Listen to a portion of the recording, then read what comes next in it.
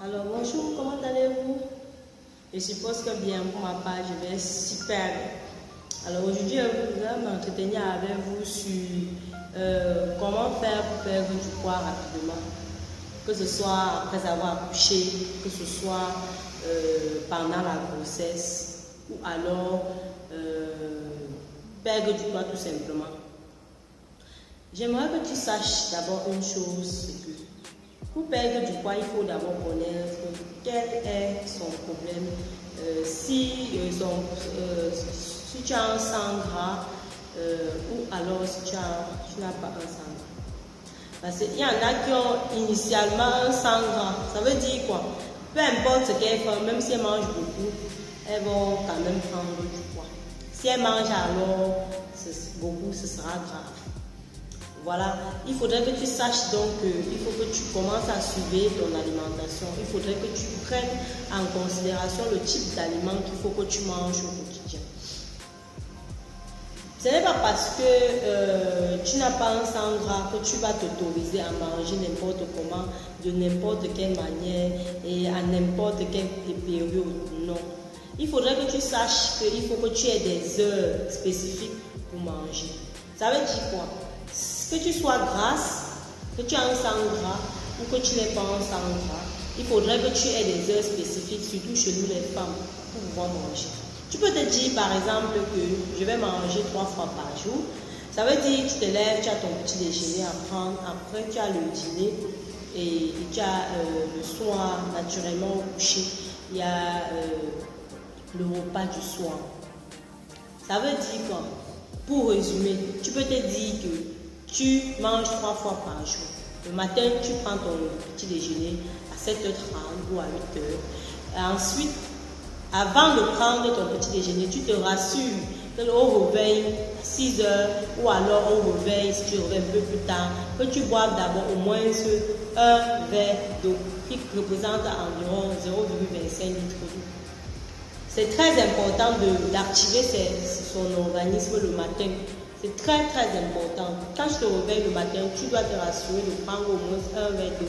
Ça peut être de l'eau, du thé, ou alors de l'eau chaude, de l'eau tiède, de l'eau citronnée, de l'eau avec la citronnelle. Mais rassure-toi que tu prennes de l'eau, une eau qui t'aide à éliminer l'excès de déchets qui sont cumulés dans ton organisme tout au long de la nuit.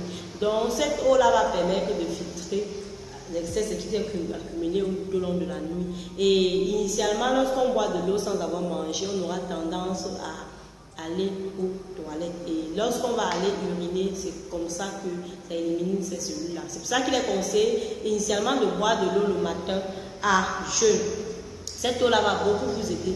Pour ma part, moi je préfère souvent boire le thé ou alors de la citronnelle ou alors du citron, de l'eau citronnée, quelque chose qui chauffe. Pas de glacé. Je préfère de l'eau fraîche ou alors de l'eau chaude. C'est ça qui est recommandé pour l'organisme, car de l'eau glacée va plutôt contribuer à coaguler la coagulation des choses dans le sang, ce qui n'est pas toujours approprié, ce qui ne facilite pas toujours la digestion, parce que le mécanisme de l'organisme est tel que les sangs chauffent, les organes chauffent au quotidien. La température du corps n'est pas la température glaciale. Ce qui fait que lorsque vous envoyez une substance ou alors une eau qui est initialement plus congelée ou plus glacée, où la température est plus faible que votre température corporelle interne, ce n'est pas bon. Ça va plutôt provoquer un refroidissement, ce qui provoque même des AVC chez certaines personnes, ou alors ça va cumuler les caillots de sang à l'intérieur de votre corps qui peut provoquer des déchets plus tard.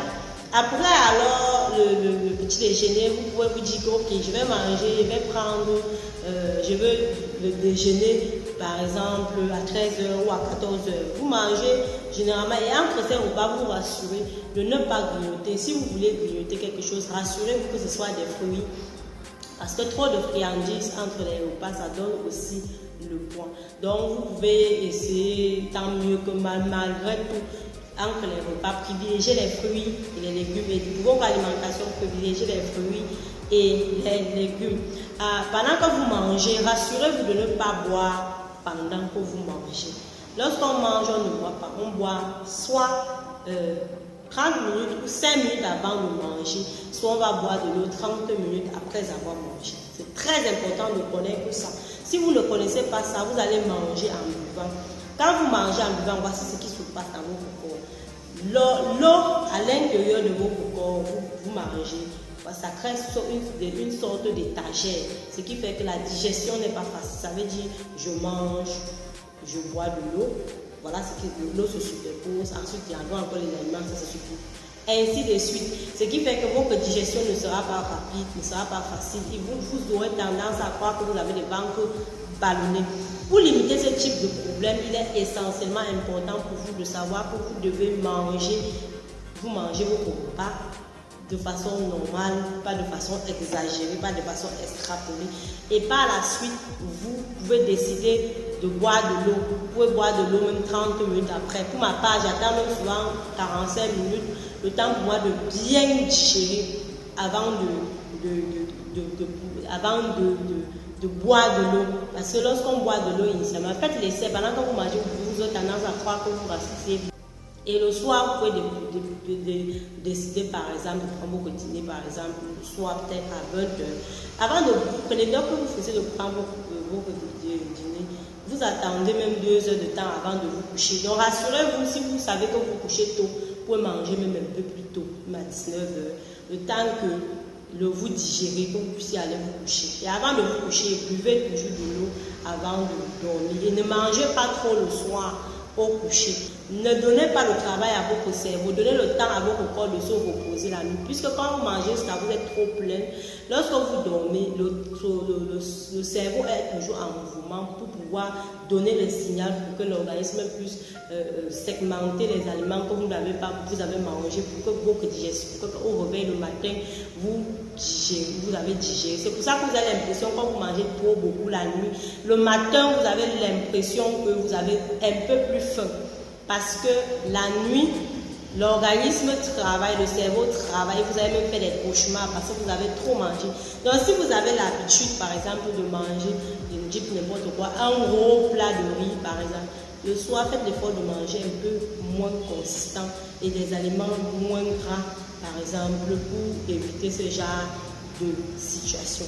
Et il est également recommandé pour ceux par exemple qui privilégient peut-être, qui aiment bien les thés de boire le soir avant de se coucher. Ça permet également ça facilite également la digestion, surtout quand vous avez bien digéré, vous êtes à l'aise la nuit. Et je voudrais également signaler pour ceux donc qui ont le sang gras. Évitez les aliments trop gras, évitez de manger trop gras, évitez de grignoter entre les repas. Vraiment, évitez les aliments trop gras. Et sachez que vous devez prendre régulièrement des thés naturels. Vous pouvez décider de prendre de la citronnelle, du citron. Je ne sais pas moi, j'ai fait une vidéo pour vous montrer à peu près comment vous pouvez réaliser une astuce simple avec des peaux d'ananas, les peaux d'orange, les peaux de citron et le lemon pour pouvoir faciliter votre digestion tranquillement, même sans vous. Donc, je veux vous inviter à aller regarder cette vidéo-là. Ça va beaucoup vous édifier davantage sur comment vous pouvez faire pour fondre des graisses naturellement. Et à boire beaucoup, privilégie beaucoup d'eau, boire beaucoup d'eau. Si tu bois beaucoup d'eau, il faut que l'eau là va se charger de combler les vides en permanence, ce qui fait que tu n'auras pas toujours faim tout le temps. Et c'est conseillé également pour tout le monde de boire minimum 2 litres d'eau par jour. C'est très important de respecter ce principe. Si vous buvez suffisamment d'eau, vous allez vous rendre compte que vous n'aurez pas certains nombres de maladies qui vont s'accumuler dans votre corps et vous allez même vous rendre compte en fait que votre digestion sera facilitée. Et pour ceux qui ont des problèmes de ventre ballonné, je vais vous conseiller une huile qui est très importante, l'huile de Nîmes. L'huile de Nîmes est très importante pour les gens qui ont les ventres ballonnés. Tu prends ça, tu bois peut-être une petite cuillère à café le matin, le soir. Vous allez vous rendre compte, au bout de 10 jours, votre ventre va commencer à se dégager. Ou alors, vous pouvez prendre du bicarbonate de sodium. Le bicarbonate aussi est très bien pour pouvoir faciliter la digestion. Ou alors, vous pouvez prendre le bitacola. c'est comme ça qu'on appelle ça au Cameroun, le pitacola. C'est un petit fruit qui est issu d'un arbre. Donc c'est un petit fruit, il est plus comme ça. Donc il est très très efficace pour les problèmes de gaz, les problèmes de ventre ballonné, les problèmes de digestion. Donc si vous mangez un aliment, vous vous rendez en fait compte que vous n'avez pas bien digéré, prenez la peine de digérer avant de vous coucher. Manger, vous allez vous rendre compte après que votre digestion sera accélérée. Vraiment, je vous remercie, je vous dis merci d'avoir écouté cette nouvelle astuce. On se retrouve après pour une nouvelle astuce. Et surtout, n'hésitez pas à commenter, liker, à partager la vidéo. Surtout, activez la cloche de notification pour être les premiers, toujours, comme je le dis, toujours à être au courant lorsque je poste une nouvelle astuce vidéo. À très bientôt. Bisous, bisous.